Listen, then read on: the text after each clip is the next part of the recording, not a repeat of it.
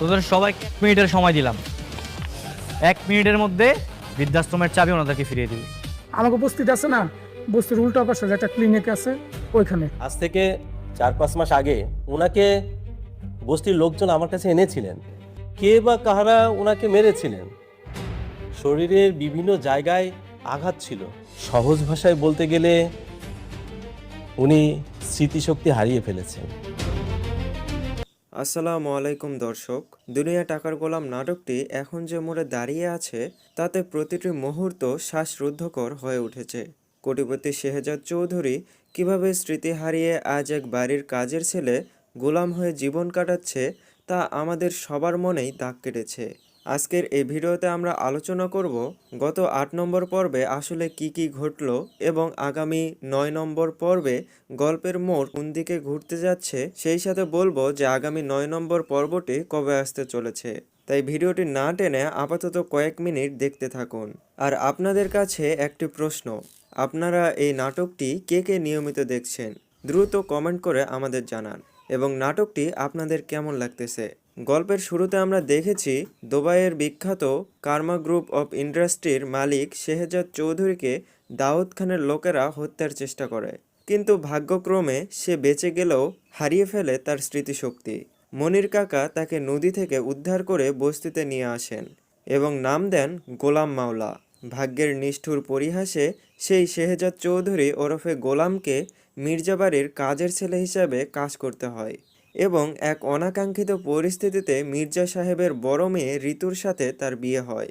গল্পের আরও বড় মোড় আসে যখন শেহজাদের প্রথম স্ত্রী ফাতেমা শেহজাদকে মৃত ভেবে বা তাকে খুঁজে না পেয়ে রিশাদকে বিয়ে করে, কিন্তু রিশাদ আসলে ষড়যন্ত্র করে শেহজাদের 10,000 কোটি টাকার সম্পদ দখলের জন্য ফাতেমাকে ব্যবহার করছে।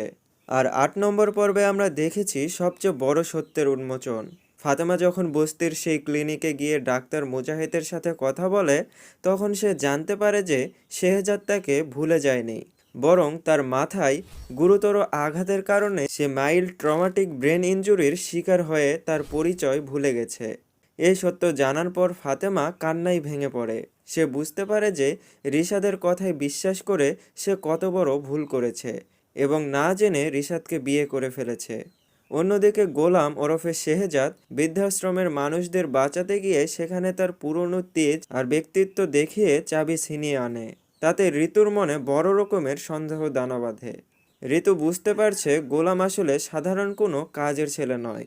বন্ধুরা, রিভিউয়ের বাকি অংশে যাওয়ার আগে আপনাদের কাছে অনুরোধ, আপনারা এই নাটকটি কে কোথা থেকে দেখছেন এবং এই নাটকটি আপনাদের কেমন লাগতেছে অবশ্যই আমাদের কমেন্ট বক্সে লিখে জানান। আপনাদের মতামত আমাদের জন্য অনেক গুরুত্বপূর্ণ।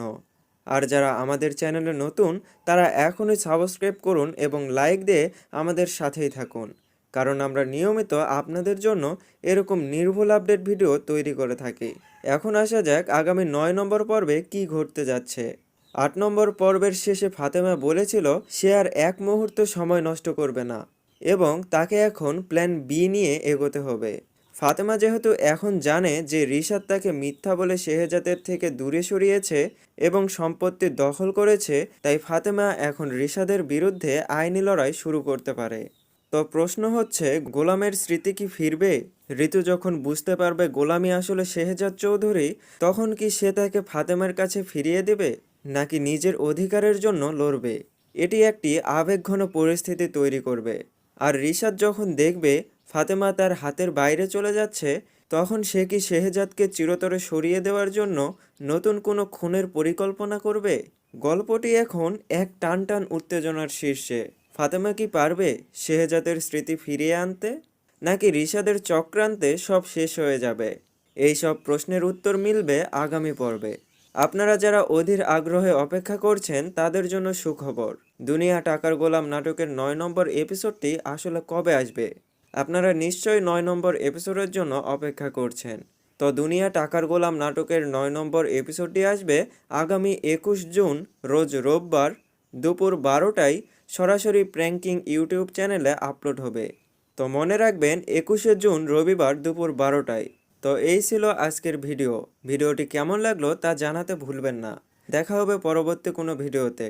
ততক্ষণ ভালো থাকুন, সুস্থ থাকুন। ধন্যবাদ সবাইকে।